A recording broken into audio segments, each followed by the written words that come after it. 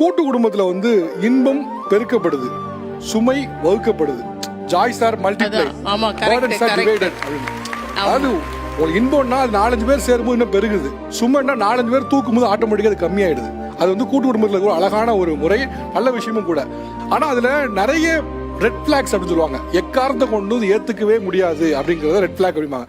அப்படி இந்த ரெட் பிளாக்ல ஒண்ணு என்ன அப்படின்னா, மரியாதை இல்லாம எங்க நடத்தினாங்கன்னா இதை வந்து பெரியவங்க, இவங்க வந்து இப்படிதான் இருப்பாங்க, பழைய ஜெனரேஷன் அப்படிதான் இருக்கணும்னு அக்செப்ட் பண்ண வைக்கிறது. அதை ஆக்சுவலா கூட்டு குடும்ப முறையில இங்க இருக்க பலரும் வந்து அவங்க பண்றாங்கன்னு நீங்களும் ஆதரிக்கிறீங்க. அது ரொம்ப வருத்தம் கொடுக்குது. அதை பண்ணக்கூடாது.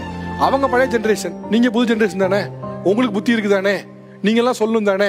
அவங்களுக்கா இவங்களை சகிச்சுட்டு போன்னு சொன்னா எந்த வகையில சரி? அப்ப நீங்களும் என்ன பண்றீங்கன்னா சைலண்டா தப்பு நடக்கும் போது நடக்கட்டும் அப்படின்னு வேடிக்கை பாக்குறீங்கன்னு அர்த்தம்.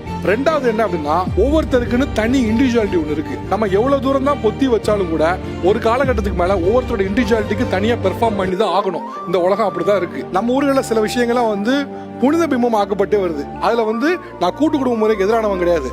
ஆனா தனி குடுத்தனம் போறவங்களை எதிர்க்கிற முறை தப்பு. அது ஒரு பாவம் எல்லாம் கிடையாது. தனியா போறது nuclear family is not a sin. அது ஒரு பாவங்க மாதிரியும் இவங்க எல்லாம் பாவம் செஞ்ச மாதிரியும் பாக்குற ஹேபிட்டை விடுங்க. மற்றபடி நீங்க எல்லாம் 28 பேர் ஒன்னா இருக்கீங்க, ரொம்ப யூனிட்டியா இருக்கீங்க, உங்களுக்கு ஒத்துமை இருக்கு அப்படின்னா நான் உண்மையிலே சந்தோஷப்படுறேன். இன்ஃபேக்ட் சொல்ல போனா பொறாமப்படுறேன். அப்படிலாம் இருக்க முடியுதா அப்படின்னு. I am very happy.